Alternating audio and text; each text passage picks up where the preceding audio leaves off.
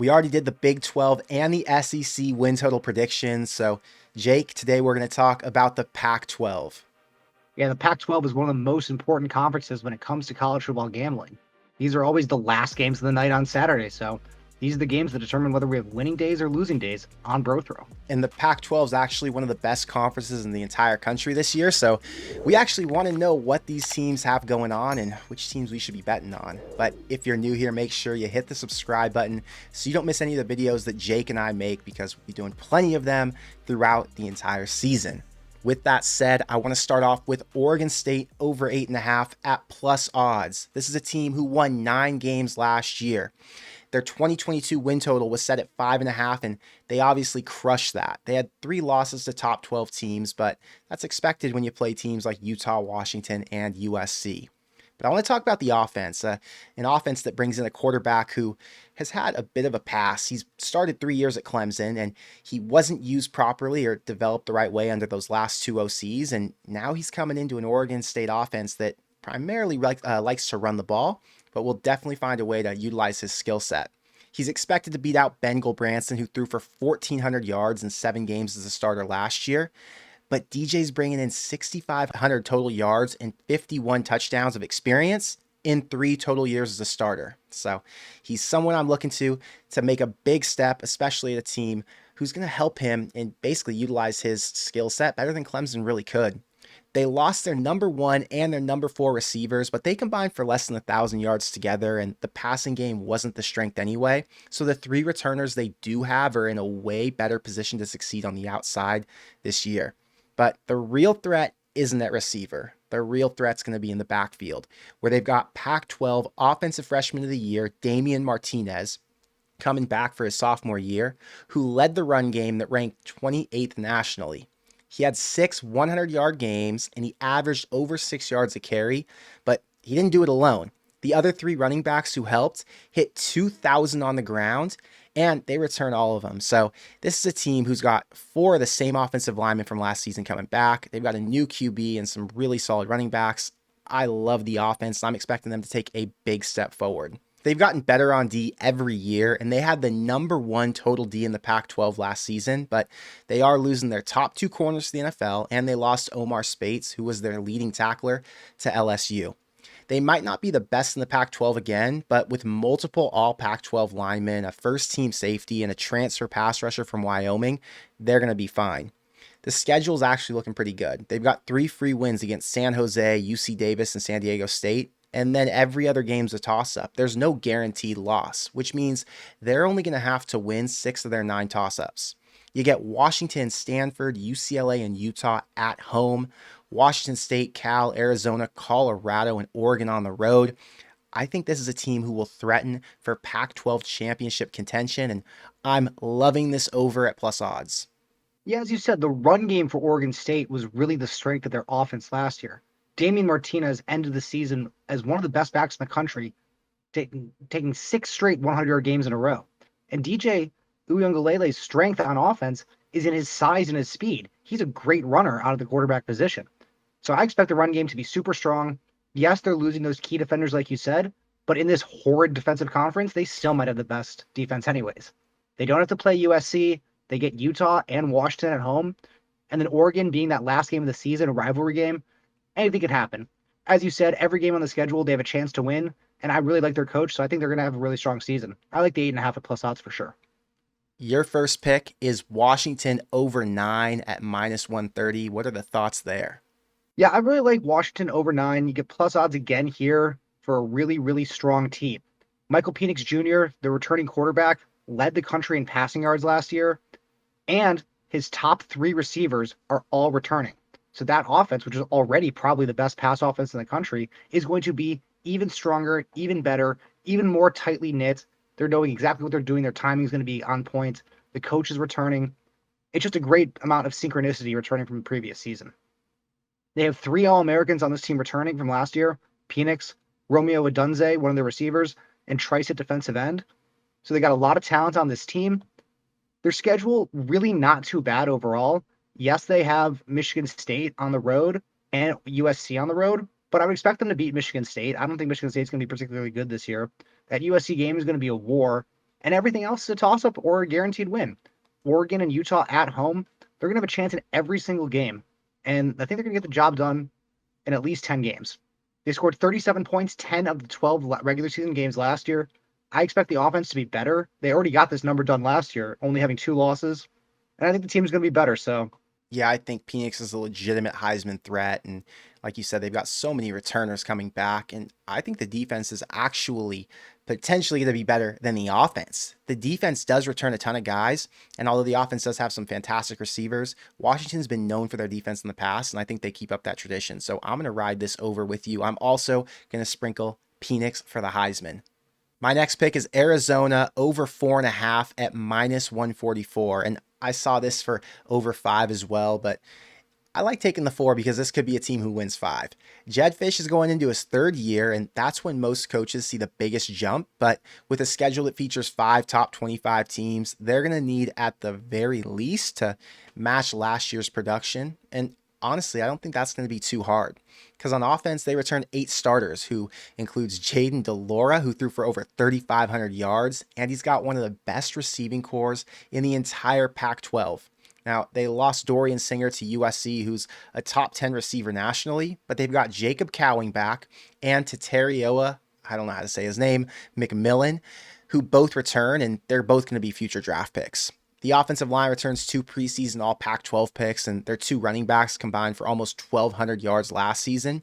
So this is a team who's got enough production on offense where you've got to see some sort of a step that's going to take them from that 5-win mark to the 6. And if it's going to be on one side of the ball, I'm going to expect it to come from the offense. I think the offense scored 40 at least 3 different times last season, and they took UCLA to the wire and actually beat them on the road, and it was all because of DeLora. Now on defense, they only returned 3 starters from a unit that ranked in the bottom 5 nationally, but Jed Fish said that because he feels like the offense is finally fixed, he can focus all his attention on the defense. So he went and got 5 starters from the portal who are all bigger and stronger than guys they had last year. And they also picked up Justin Flo from Oregon. He's included in that list. He was a top 10 recruit nationally just a few seasons ago. If you look at the schedule, it's going to be a gauntlet. You've got 2 free wins against Northern Arizona and UTEP, but you've got 3 losses at home against Washington and then on the road against USC and Mississippi State. Their toughest games this year are all at home. You got UCLA, Oregon State, and Utah, which I'd expect to all be losses. And on the road's where they got to get it done. Stanford, Washington State, Colorado, Arizona State, teams they can compete with and most likely beat. So if you can get to 6 wins, that'd be their first bowl game in I don't know how many years. And Jed Fish would be feeling very good about his progress in only year 3. Jake, what are your thoughts on Arizona's over? yeah, I think 6 wins would be a huge success for Arizona this year. I mean, their schedule is nasty. If they're going to get the over, which I defer to you on this one because I think it's going to be solely dependent on Jaden DeLora. If he's going to take that next step and truly be one of these upper echelon Pac-12 quarterbacks, then they're going to have a shot. But yeah, they got a gauntlet of a schedule, and I don't know. They're going to have to get some clutch wins on the road, which is never an easy feat.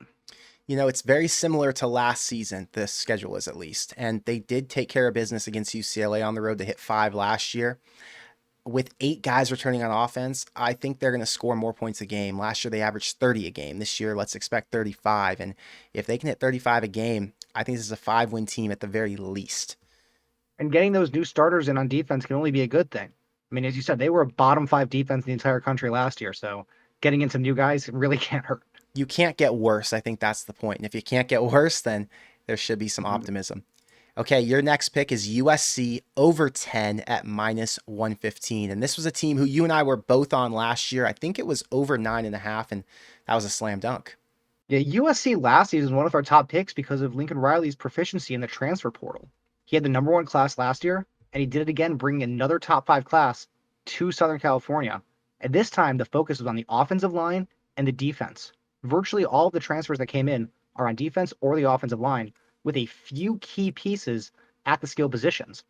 USC is losing number 1 receiver Jordan Addison and their number 1 running back Travis Dye from last year, but they're replacing them with, as you said, Dorian Singer from Arizona, who had 1,100 yards last year and was one of the best receivers in the country, and Marshawn Lloyd, the leading rusher from South Carolina, 573 yards and 11 touchdowns last season.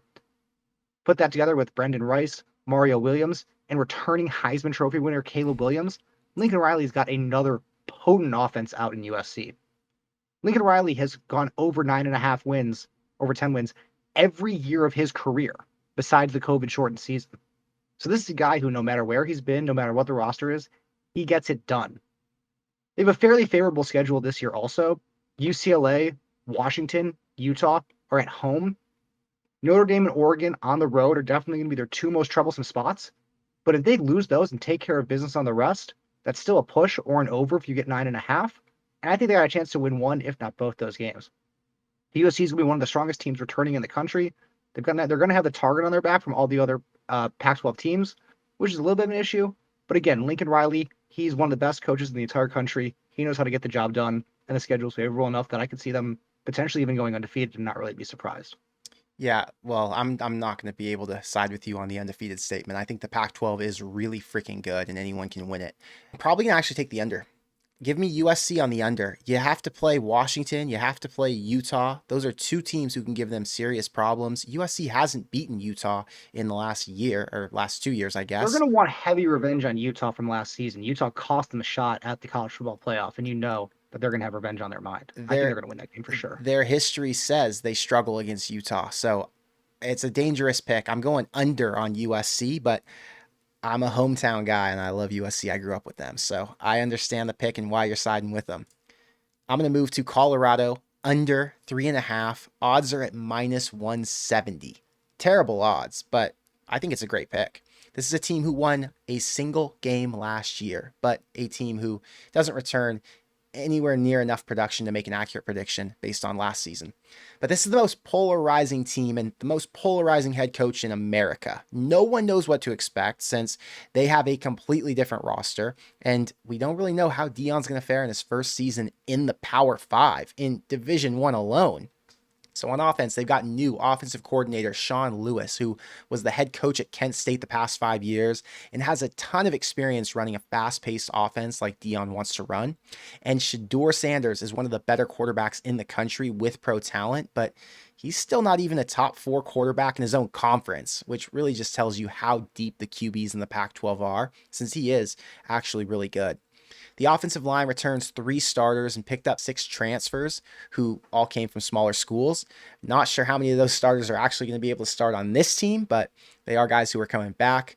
And the bigger question marks are going to be at receiver and running back since they're all new. You've got guys from USF, Kentucky, Houston, Travis Hunter from Jackson State, and only a couple of them have NFL talent that we know of. So how good is Shedeur going to be with these new weapons, and how fast are they going to be able to mesh together?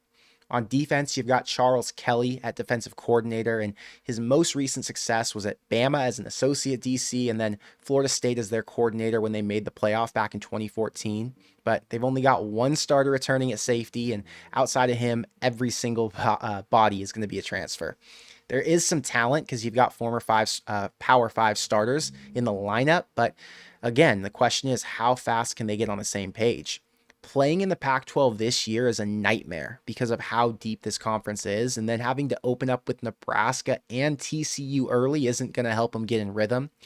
So on this schedule, I'm going to say there are 0 free wins. You've got 5 losses on the road against Oregon, UCLA, Utah, and TCU, and then at home against USC.